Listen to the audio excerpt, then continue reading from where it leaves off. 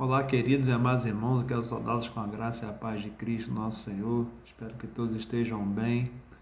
Sinto muita saudade dos irmãos de estar congregando com vocês. Neste dia, o dia da ressurreição do nosso Senhor, e que todos os cristãos se reúnem para compartilhar da palavra, para louvar a Deus, para dizer porque Ele vive e que a gente pode crer no amanhã. Eu quero estar aqui nessa tarde também, nesse final de tarde, para compartilhar um pouco da palavra do Senhor ao seu coração, que se encontra no Evangelho de João, capítulo 20, verso de número 1 ao verso de número 18. Abra sua Bíblia comigo, por favor. Diz assim a palavra de Deus: a ressurreição de Jesus. No primeiro dia da semana, Maria Madalena foi ao sepulcro de madrugada, sendo ainda escuro, e viu que a pedra estava revolvida. Então correu e foi ter com Simão Pedro e com outro discípulo a quem Jesus amava, e disse-lhe: tiraram do sepulcro o Senhor e não sabemos onde o puseram. Saiu, pois, Pedro e outro discípulo e foram ao sepulcro. Ambos corriam juntos, mas o outro discípulo correu mais depressa do que Pedro e chegou primeiro ao sepulcro. E abaixando-se, viu os lençóis de linho, todavia não entrou. Então Simão Pedro, seguindo-o, chegou e entrou no sepulcro. Ele também viu os lençóis e o lenço que estivera sobre a cabeça de Jesus, e que não estava com os lençóis, mas deixado num lugar à parte. Então entrou também o outro discípulo, que chegara primeiro ao sepulcro, e viu e creu, pois ainda não tinha compreendido a Escritura, que era necessário ressuscitar ele dentre os mortos. E voltaram os discípulos outra vez para casa. Verso 11. Maria, entretanto, permanecia junto à entrada do túmulo, chorando. Enquanto chorava, abaixou-se e olhou para dentro do túmulo, e viu dois anjos vestidos de branco, sentados onde o corpo de Jesus fora posto, um à cabeceira e outro aos pés. Então eles lhe perguntaram: mulher, por que choras? Ela lhes respondeu: porque levaram meu Senhor e não sei onde o puseram. Tendo dito isto, voltou-se para trás e viu Jesus em pé, mas não reconheceu que era Jesus. Perguntou-lhe Jesus: mulher, por que choras? A quem procuras? Ela, supondo ser ele o jardineiro, respondeu: Senhor, se tu o tiraste, dize-me onde o puseste, e eu o levarei. Disse-lhe Jesus: Maria. Ela, voltando-se, lhe disse em hebraico: Rabone, que quer dizer mestre? Recomendou-lhe Jesus: não me detenhas, porque ainda não subi para meu Pai, mas vai ter com os meus irmãos, e dize-lhes: subo para o meu Pai e vosso Pai, para o meu Deus e vosso Deus. Então saiu Maria Madalena anunciando aos discípulos: viu o Senhor, e contava que ele lhe dissera estas coisas. Irmãos, por que choras? Essa é uma pergunta interessante do texto, e que o anjo pergunta a Maria, e o próprio Senhor Jesus também pergunta a Maria. A ressurreição, meus irmãos, ela é a parte essencial do Evangelho, da mensagem do Evangelho, e ela é também uma chave para a doutrina da nossa fé, a fé cristã. Prova que Jesus Cristo é o Filho de Deus. A ressurreição prova isso. E que a sua obra expiatória na cruz, em vir, em dar a sua vida pelos eleitos de Deus, ela foi consumada, e ela é eficaz na vida daqueles que são escolhidos pelo Senhor antes mesmo da fundação do mundo. A cruz, então, e o túmulo vazios são, podemos dizer, os recibos de Deus para a dívida que foi paga pelo Senhor Jesus na cruz por nós. Jesus Cristo, então, não é apenas o nosso Salvador. Jesus, ele é o nosso santificador, como nos ensina Romanos 6, 4 a 10. Romanos 8, 34 também nos ensina que o Senhor Jesus é também o nosso intercessor, e um dia ele voltará como juiz, como nos ensina Apocalipse, capítulo 17, verso 30 ao verso 31. A gente, refletindo nesse texto, eu quero refletir com os irmãos e pensando sobre a experiência de Maria Madalena, que ela tem nesse texto, o que João escreve e deixa para nós, inspirado pelo Espírito Santo, naquela manhã do dia do Senhor, no primeiro dia da semana, onde Maria Madalena, num ato ousado, vai até o túmulo de Jesus para ungir o túmulo de Jesus, ela e provável algumas mulheres, que fala também em outros evangelhos, e era costume da época, como preparar o corpo e depois do morto está lá sendo sepultado, eles iam, ungiam o corpo. E nós podemos ver alguns estágios da vida de Maria Madalena aqui, e Pedro e João também fazem parte dessa experiência. Nós percebemos no verso 1 e 2 que nós lemos que a fé de Maria, ela se encontra obscurecida, se encontra quase apagando. Ela não acreditava ou não acreditou que Jesus realmente tinha ressuscitado. E Maria Madalena, então, e várias mulheres, elas combinavam de ir ao túmulo ao raiar do primeiro dia da semana, que é o domingo, com o propósito de demonstrar o amor por Cristo e terminar os preparativos para o sepultamento, como eu disse. O que não sabiam era que um terremoto havia ocorrido naquele lugar e o anjo havia colocado a pedra de lado. Ao que parece, então, Maria Madalena adiantou-se ao grupo de mulheres e chegou ao túmulo primeiro, antes de todas. Então, quando viu que a pedra havia sido removida melhor da abertura do túmulo, ela conclui que alguém havia entrado lá e roubado o corpo do Senhor, como nós lemos no texto. Então, há quem critique Maria por suas conclusões precipitadas, mas que, ao considerarmos as circunstâncias, é difícil imaginar como poderia ter concluído qualquer outra coisa. Talvez um de nós teria concluído a mesma coisa, roubar o corpo do Senhor Jesus, e foi o que ela falou para aqueles nossos irmãos, Pedro e João. Ainda então estava escuro, ela estava sozinha, como nos ensina o verso 1 e 2, e como os seguidores de Jesus, os seguidores de Jesus não estavam acreditando, ela também não acreditou que Jesus realmente tinha ressuscitado. Então ela se apressa, vai dar notícia a Pedro, vai dar notícia a João. Talvez esses discípulos estivessem no cenáculo, onde havia se reunido com Jesus na quinta-feira, antes da crucificação dele na sexta. É interessante então que Maria tenha usado a primeira pessoa do plural, não sabemos, de modo a incluir outras mulheres que, enquanto Maria falava com os apóstolos, descobriram que Jesus realmente estava vivo. Então é bastante sugestivo que as primeiras testemunhas da ressurreição de Cristo tenham sido mulheres que creram naquilo que Jesus havia falado. Então, entre os judeus daquela época, o testemunho das mulheres não tinha consideração alguma o que a mulher falava. Então, os rabinos até costumavam a dizer que é melhor que as palavras da lei sejam queimadas do que entregues a uma mulher. Mas essas mulheres cristãs tinham uma mensagem muito mais importante do que a lei. Uma mensagem que realmente Cristo havia ressuscitado, nosso Senhor.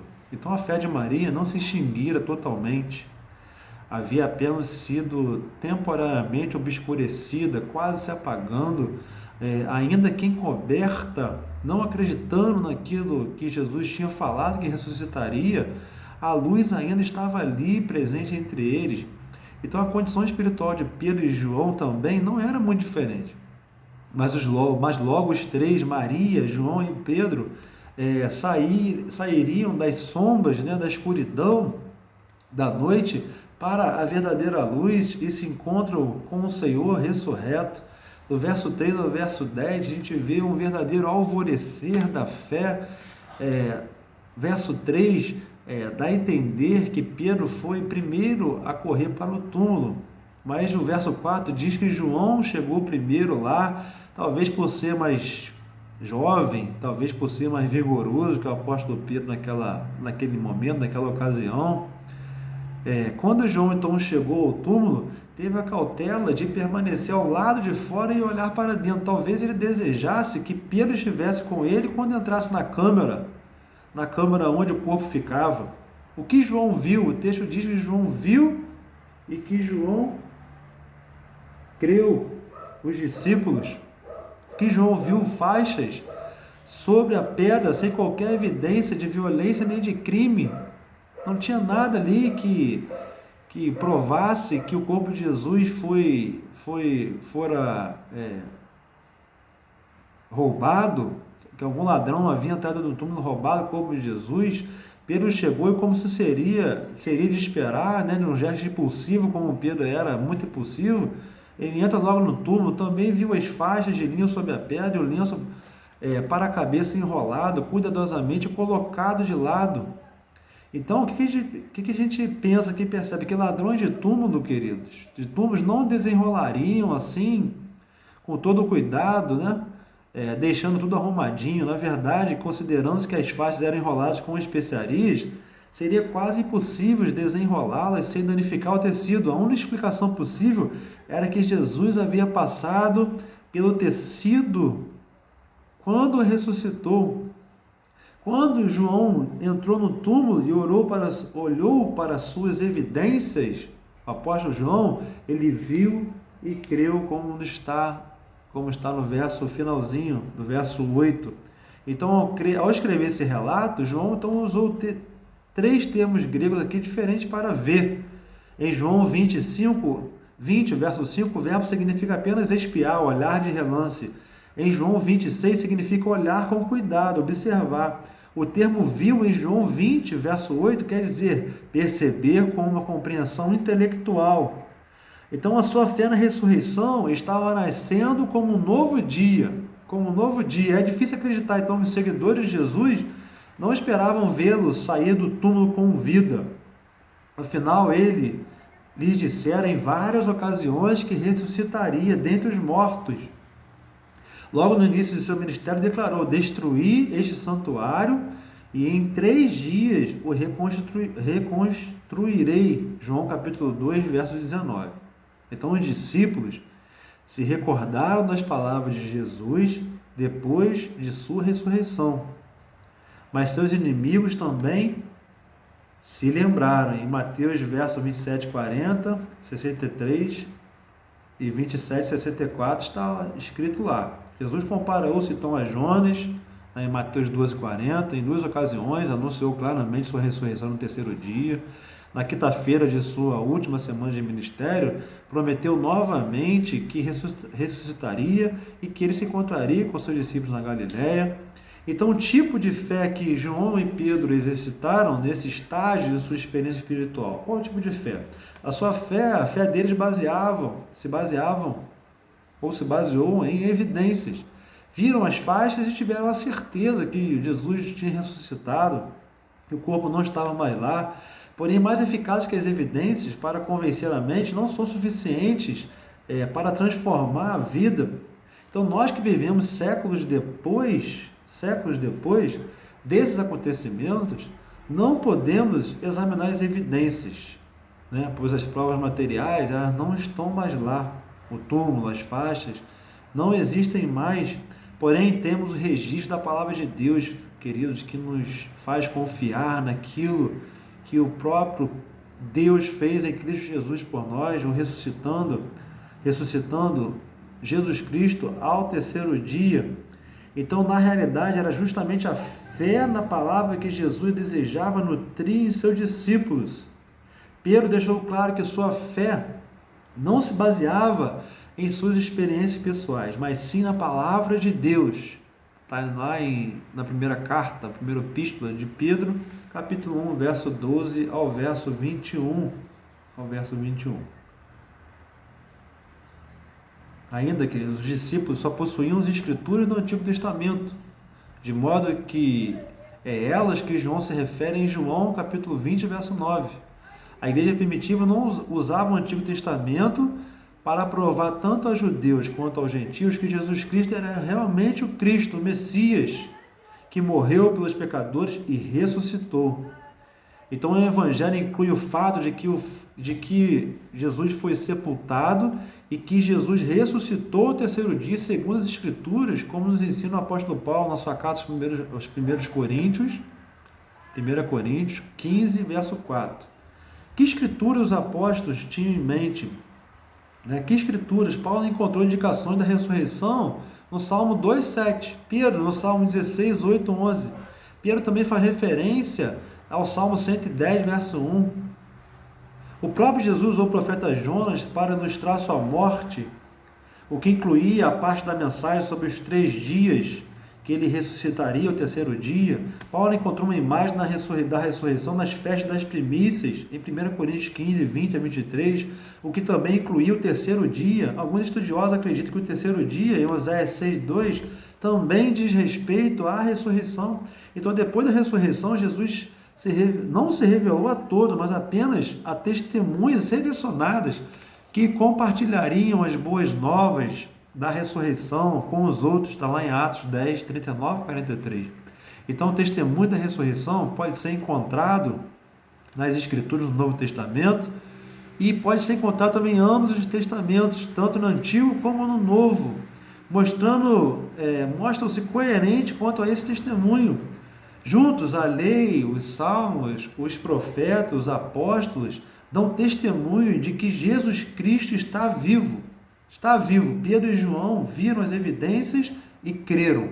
Posteriormente, o Espírito Santo confirmou sua fé e confirma sua fé através das Escrituras do Antigo Testamento, e antes de que aquele dia terminar, se encontrariam com o Mestre pessoalmente. Então, a fé que havia sido obscurecida começou a nascer, e sua luz se tornaria ainda mais radiante para aqueles discípulos.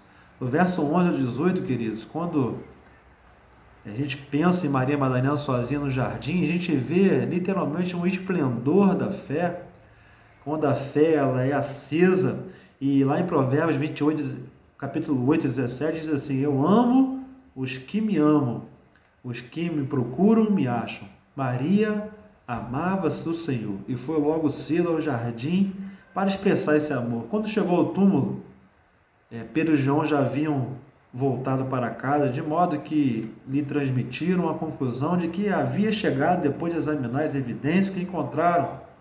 Maria ainda pensava que Jesus estava morto. Outro versículo vem à mente, Salmo 30, verso 5, ao anoitecer, pode vir o choro, mas a alegria vem pela manhã. O pranto de Maria, então, era um lamento em alta voz, uma expressão de tristeza, que era uma característica do povo judeu em sepultamentos. Eles choravam muito e muito alto. Em João capítulo 11 você encontra isso, na ressurreição de Lázaro, na ressurreição da filha de Jairo também. Então, por certo, não há nada de errado com a tristeza sincera, pois Deus nos criou para verter lágrimas, e o choro é um excelente remédio para o coração aflito, para o coração angustiado. Mas o pesar do cristão, querido, deve ser diferente da tristeza desesperada do mundo, como nos ensina 1 Tessalonicenses 4, 13 a 18. Pois o cristão nasceu de novo, eu nasci de novo, os irmãos nasceram de novo, para uma viva esperança, mediante a ressurreição de Jesus Cristo dentre os mortos. 1 Pedro 1,3. Então nós não choramos porque nossos entes queridos foram para o céu. Nós choramos porque nós sentimos saudades deles. Quando Maria então olhou para o sepulcro, viu dois homens vestidos de branco. Sua posição, cada um numa extremidade da plataforma onde o corpo deveria ficar. Lembra os querubins no propiciatório da Arca da Aliança, lá em Êxodo 25, 17 e 19. Também é como se Deus estivesse dizendo: agora há um novo propiciatório. Meu filho pagou o preço pelo pecado e permitiu que houvesse livre acesso à presença de Deus. Não há necessidade de termos mais sacrifícios, não há necessidade de termos mais o sacerdote intercedendo por nós. Nós podemos achegar a Deus, a presença de Deus, e Cristo conquistou isso para nós. Ao que parece, então, Maria não se assustou ao ver esses homens em pé, e tudo indica que não sabiam que eram anjos. A conversa rápida ali não serviu para consolá-la nem tranquilizá-la. Estava decidida a encontrar o corpo de Jesus. Então, por que Maria voltou-se para trás em vez de continuar a conversa com os dois desconhecidos? Será que ela ouviu um barulho atrás de si? Ou será que os anjos se levantaram a reconhecer a presença do seu Senhor?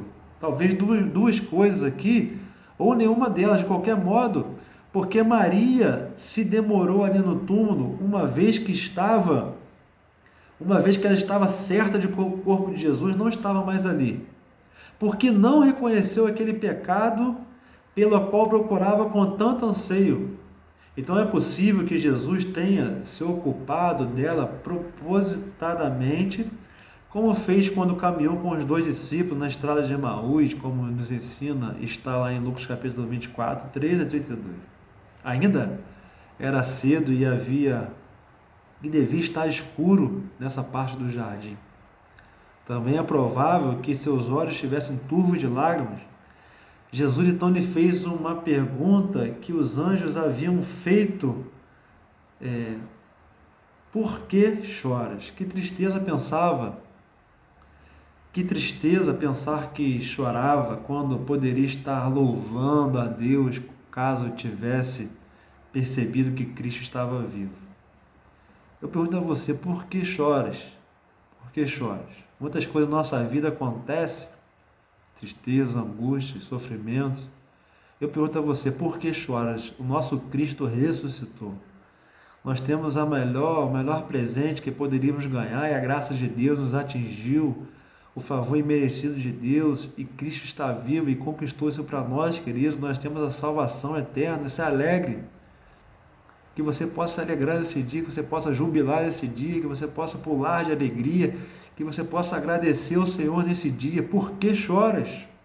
Por que choras? O Salvador sabia que o coração de Maria estava aflito e que sua mente estava confusa e não a repreendeu antes. Revelou-se a ela com toda a ternura. Jesus se revela a nós também. Tudo o que precisou fazer foi dizer o nome dela e Maria o reconheceu. Aí Jesus chega para Maria e fala assim: Maria. Maria o reconheceu e chama Jesus de mestre. Está no verso de número 16 do texto que nós lemos. Que surpresa maravilhosa para Maria deve ter sido ver a face do mestre amado. Maria não apenas falou com Jesus, mas também se agarrou a seus pés. Foi um gesto natural, pois agora que o havia encontrado, não desejava perdê-lo mais. Jesus permitiu então que outras mulheres abraçassem seus pés também, e não as proibiu de expressar sua devoção. Então, por que disse a Maria: não me detenhas? Um dos motivos era o fato de que Maria voltaria a vê-lo, uma vez que ainda não havia subido para o Pai. Ele disse que subiria para o Pai. Em João capítulo 14 também ele disse que iria para o céu preparar casa para nós. Então tudo isso é motivo de gratidão. Tudo isso é motivo de gratidão. Depois da sua ressurreição, permaneceu na terra ainda por 40 dias, como nos ensina em Atos, o livro de Atos, capítulo 1, do verso 1 ao 9.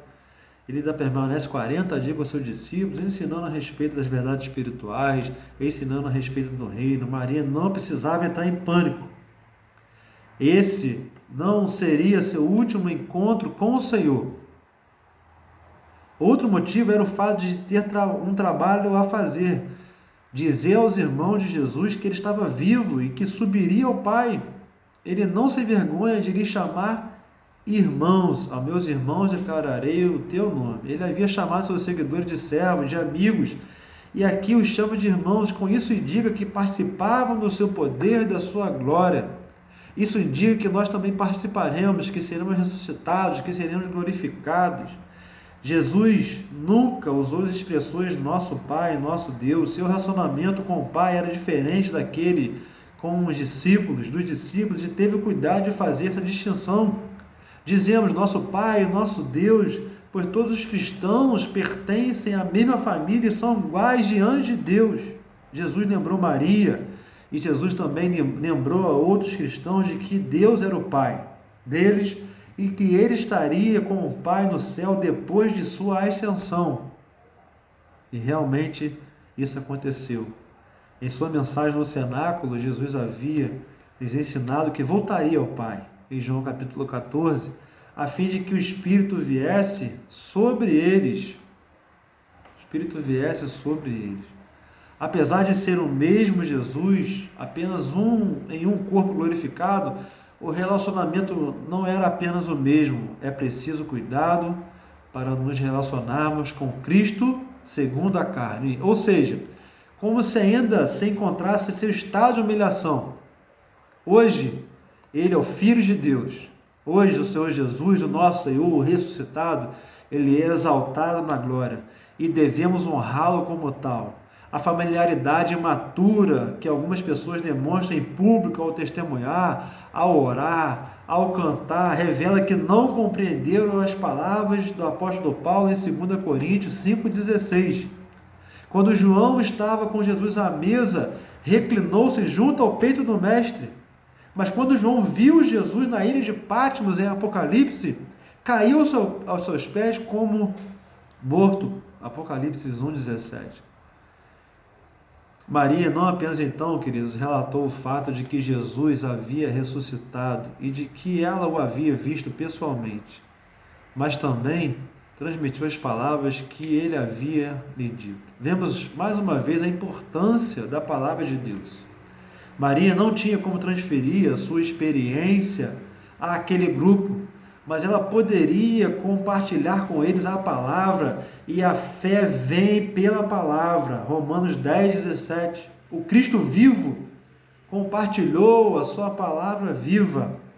É bom ter uma fé que se baseie em evidências sólidas, mas essas evidências, meus queridos irmãos, devem nos levar à palavra, e a palavra de Deus, por sua vez, deve nos levar ao Salvador. Uma coisa é aceitar uma doutrina e defendê-la, outra, bem diferente, é ter um relacionamento com Deus vivo. Pedro e João então creram que Jesus estava vivo, mas só encontraram pessoalmente com o Salvador naquela noite. A experiência foi compartilhada pelos outros discípulos. Jesus apareceu a Pedro e em algum momento da tarde, Lucas 24:34, 1 Coríntios 15:5. Então a evidência que não produz a experiência não passa de uma norma vazia, de um dogma vazio. A chave para a fé, queridos, é a palavra de Deus. Eu quero dizer uma coisa para você: Cristo está vivo. Disse a si mesmo: vivo, vivo, vivo. Ele está vivo. Está tão vivo como nós também hoje nascemos de novo e temos a nossa vida eterna. Estamos vivos também. Somos gratos ao Senhor por isso. Temos a nossa vida eterna. Queridos, a fé histórica diz: Cristo está vivo. A fé salvadora diz: Cristo vive em mim. Você tem a fé salvadora? Que essa fé salvadora esteja presente na tua vida. Cristo vive em você hoje. Ele ressuscitou. Porque Ele vive, posso crer no amanhã. Esse é o dia que o Senhor fez, meus irmãos. O dia em que eu compartilho essa palavra com vocês. O domingo da ressurreição, em que o Senhor Jesus ressuscitou. O dia em que o Senhor Jesus nos deu direito à vida eterna. A sexta-feira da paixão é a sexta-feira de lágrimas, de choro, de tristeza, em que nós relembramos aquilo que Cristo sofreu por nós, no seu estado de humilhação também.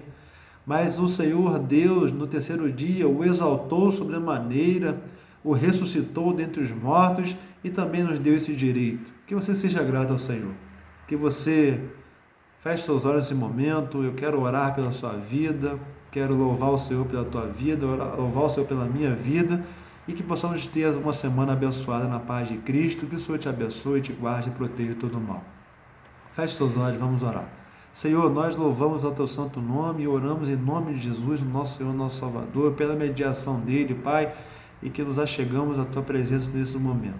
Pai, que o Senhor esteja com cada família que nos escuta, que nos ouve nesse momento, Pai, que nós sejamos gratos, Pai, por tudo que o Senhor realizou em Cristo Jesus naquela cruz, e por tudo que o Senhor realizou por amor a nós, Senhor, ressuscitando o nosso Senhor dentre os mortos no terceiro dia, e nos dando direito a isso também, Pai. Um dia seremos glorificados e eternamente estaremos contigo para louvar o teu santo nome eternamente. Pai, gratos nós somos pela obra de redenção que foi eficaz, pela obra expiratória de Cristo na cruz, que foi eficaz e nos atingiu como eleitos do Senhor. Que o Senhor esteja com cada família, com cada pai, cada mãe, cada filho, cada avó, avô nesse momento, Pai. Nós queremos abençoar cada família nesse momento. Nós oramos, agradecidos em nome de Jesus, o nosso Senhor, o nosso Redentor e o nosso Salvador. Amém. Queridos e amados irmãos, que Deus te abençoe, que você tenha uma semana abençoada na paz de Cristo. Nós vamos nos falando, Qualquer coisa, estou à disposição dos irmãos aqui na igreja. Que Deus abençoe muito a sua vida e que você tenha uma semana abençoada na paz de Cristo.